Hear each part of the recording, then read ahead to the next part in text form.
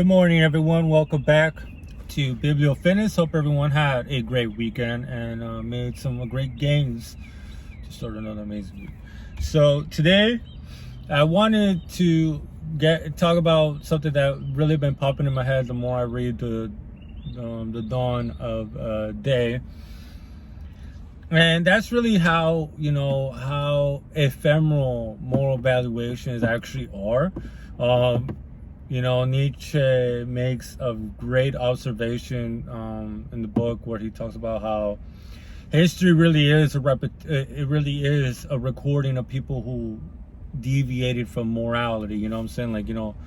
Morals is customs, morals behavior, morals is how we interact with one another, how we interact with our gods, how do we do war. These sort of things used to encompass every aspect of our lives, basically in a totalitarian sense, I guess. But every single great man, or great conqueror or great statesman, was not a person that followed the norms, was a person that superseded it, destroyed it, or upgraded it, or deviated it from the previous morality entirely. And Nietzsche talks about how they're first considered as madmen, terrible, evil men. How dare they go against the norms? How dare you think that this needs to be fixed? You're going to incur the wrath of the gods. You're going to incur the wrath of the state or whoever for trying to do this. And Machiavelli kind of talks about that, the Little of the Prince that I read before I read the Dawn of Day. Dawn of Day was that it's the most difficult thing to accomplish is to create a new system and to keep it in place, to retain it. Because we really are creatures of habit, but we have done this so many times. And if you read history, you realize that moral evaluations really don't matter. And it just goes to the same point as I've been saying so many times. That the only people who seem to care about this stuff is us, the peasantry. I really do think these are just control mechanisms at the end, because if it was so important, we wouldn't be making changes all the time. And the only ones that make changes are the ones that are willing to go to war, or do some crazy shit in order to get it done. Because, we're going to resist, but give it enough time and give it enough accomplishments even to validate and to legitimize the new system of government, or the new rule, or the new regime, or whatever the case whatever you want to call it. People are going to just acclimate themselves to it. It's going to become their new truth, their new way of life, their new way of being. And it's just a very interesting concept to take into consideration. Why I really do think that us playing by these rules that are supposedly for us is actually in a way against us. While it is some sort of coping mechanism amongst us to, come up with the rhetoric of humility and compassion and always being honest and helping one another, and not being evil, and not being Machiavellian, not being things of that nature, making these distinctions, they don't help us. Actually, they actually committed great disservice to us, because we are playing by the rules that other people set upon in order to rule, in order to justify their usurpation and their dominance. And for us to continue to play by these rules, just it doesn't. It's always going to place us on a few steps way back. It's just because we're following what they want to do. Nietzsche makes it cool. Really brings that home is that at first all these men are considered mad, but then they're considered great men. Once they eliminate a whole bunch of people and they start rewriting stuff and things of that nature. But to be the highest moral standing then is to commit the most immoral acts, right? To be the leader of morality, to be the leader of the religion, or whatever new thing that may come about, you are going to have to commit immoral acts. You're going to have to kill, you are going to slander, you're going to have to murder, you're going to have to assassinate, do a whole bunch of heinous shit in order to become the new leader. And if we constantly hold ourselves back because of our own stupid I guess you could say etiquette, moral etiquettes, more precepts, that's why we continue to lose. That's why we continue to follow a new leader, a new person that's going to lead us to great times, and put out all this rhetoric of being honest and being a first citizen and all this stuff. But then when they come into power, they're just the same, if not worse, than what came before, than what preceded it, right? It's a really cool point, because the reason I even talked about that to begin with was because he starts talking about St. Paul, the man who, Christianity owes a lot more to Paul than it does to Jesus Christ, right? And he does talk about a little bit how Paul was desperate, was a Jew, was very from a young age wanting to exercise and be part of the, from very early age was trying to understand what is the Jewish law, how to fulfill the Jewish law, and to what purpose is it. And then he started to realize that in order to follow these rules, you had to break them. He was very vicious, very merciless towards those who went against the Jewish law. But he started realizing that in his heart, in his maliciousness, and his envy, and his anger, and all these other things, he was transgressing the law. And then he started despairing and realizing, oh shit, I'm never going to be able to complete the law. And there was a despair. And then that's when Jesus came into the picture. Jesus would have just been another holy fool trying to take out a new Jewish sect if it wasn't for Paul. Nietzsche makes the case that Paul saw the manner in which Jesus presented himself and his death specifically on the cross as a means of escaping the Jewish law, realizing that, because he makes the great analogy that Paul felt like he was crucified, like the cross was the law, and he was just stuck there in agonizing pain because he was just never going to be able to get out of it, never going to be able to overcome it because of his own natural inadequacies, I guess. And Jesus was able to become the resolution for that, because I am terribly sorry I'm yawning, guys. I'm nearly exhausted, but I'm trying to get this done. So I don't want to be lazy. And then he realized that he can use Jesus' death as a means to superseding the law, and realizing that if Jesus died for our sins, then he died for a law, because if there's no law, then there's no sin, because if there's no law, then you can't make any sort of distinctions, right? And with those two now dead with Jesus, which I guess why people make the case that Christianity in its natural progression becomes an atheistic religion, because this connection between God and man is now been completely severed because of the death of Jesus. Because, the whole thing, God, Father, why have thou forsaken me? Why are you persecuting me?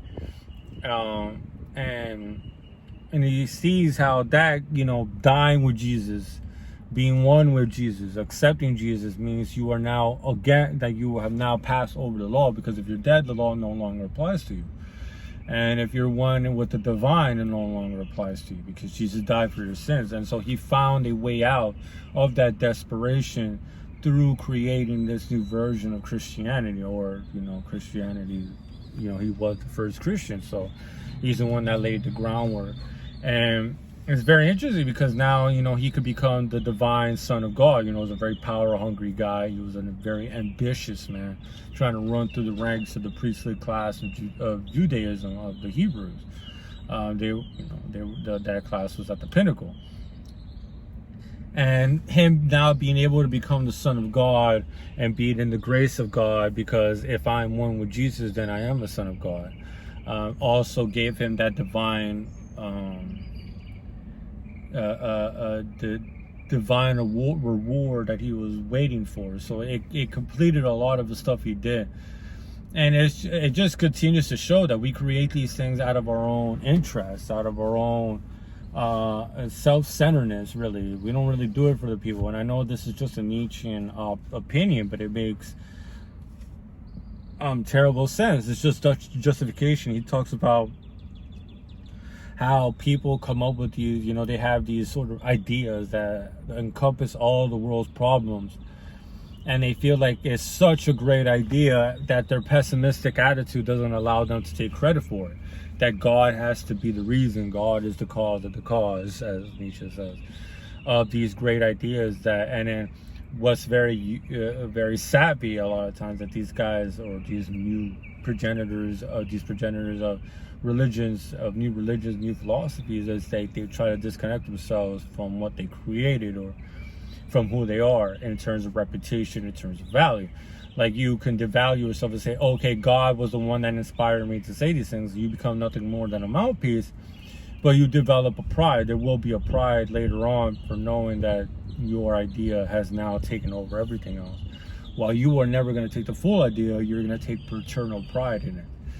And it just goes back to the same point, dude. Is like, why follow these morals then? Why continue to do these things if you're just going to keep shooting yourself in the foot? It's always been a continued, it's just like nature, right? The old being devoured by the new, and so on and so on and so on and so on. And even from an ideological religious perspective, even within religions, there's a constant revamping and constant renewing, taking out this part and putting in this part and putting in this. And it just looks like anything else. Religion really is the only place where people can actually believe that a guy was inspired by God to write a book. You tell anybody else from any other perspective and they'll look at you like you're crazy. But when it comes to the Bible or the Quran or whatever, people just take them at their word, because people need them. Us the poor need morals, need these values, need these constructs more than anybody. The desperate and the weak are more inclined to be more accepting of these sort of Christian religions, more suffer religions, but also to really hold on to these things, because the more you believe is the more you are repulsed with your reality, with the reality, not ideological reality. The more you believe in these things, the more you are against the world. And who's going to be more against than the ones who don't have power to begin with? So these are very, very interesting observations Nietzsche is making. And he also talks about why, Christianity really took off in the way that it did was because of a sort of resentment and a desperation against, the seeming perpetual reign of Rome. How it seemed to never end. It was going to be an eternal reign. And he talks about how Christianity became kind of like a focal point of that sort of resentment and that desperation and that melancholy against the fact that whatever future happens, it's going to have Rome involved. And Christianity was able to offer a different future, an Armageddon, but a different future nonetheless. And they were able to agglomerate Rome and the world and sin all into one category, and say the end of the world was going to be the end of Rome, and they wanted it as soon as possible. So these are all very great points that this guy is making, and it just continues to argument the point that while we say that we want to escape the matrix, or while we want to overthrow, or while we want to commit, overcome those jackasses in our government, if we continue to play the rules of the plebs enacted by the patricians, we will never win, because we will never be able to do what they can do. We will never be willing to do what they would be willing to do. And if you think about it, it's like, what do you prefer? Would you prefer to sleep at night a little bit better for your morality's sake, or to actually achieve power? And that's a serious question you have to ask, depending on what you want to do, right? If you really want to make a change, you're going to have to be just as brutal.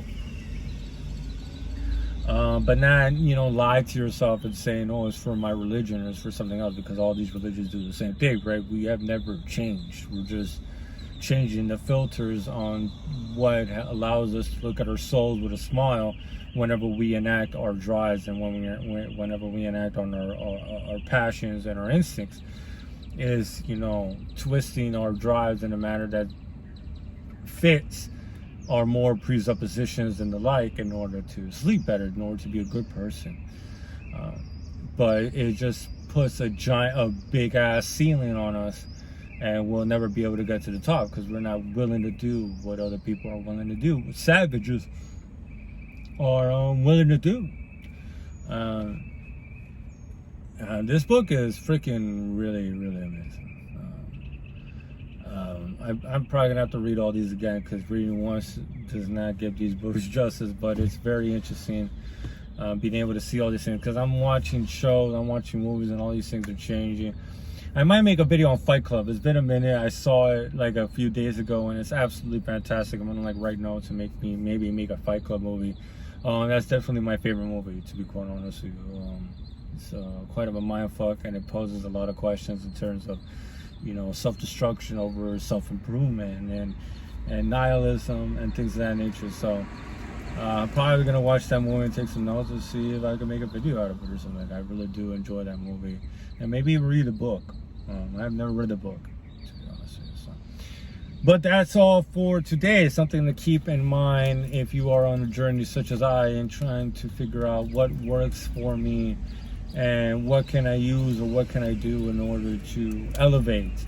And, you know, you just kind of have to ask yourself, how far are you willing to take it? You know, that's, at the end of the day, that's one of the pivotal questions that you must pose to yourself, is how far are you willing to go? How crazy are you willing to get? Because especially if you're in the competitive market or in wherever, there are always going to be people that are going to be more brutal than you, and you kind of have to take that into consideration. And in a world that is brutal, it is going to reward those who are more brutal than you, no matter how much your pastor wants to tell you otherwise.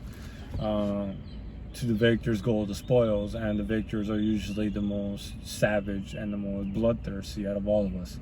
So hope you all have a great day. Hope you make amazing gains. I'm about to go to get some lunch, but so hope y'all, you know, I already said it. Be safe, get your reading in, get your workouts in if you haven't done so already, or if you're waiting for work. Have fun. I can't do it after work. I'm fucked up. But love y'all, and until next time, peace.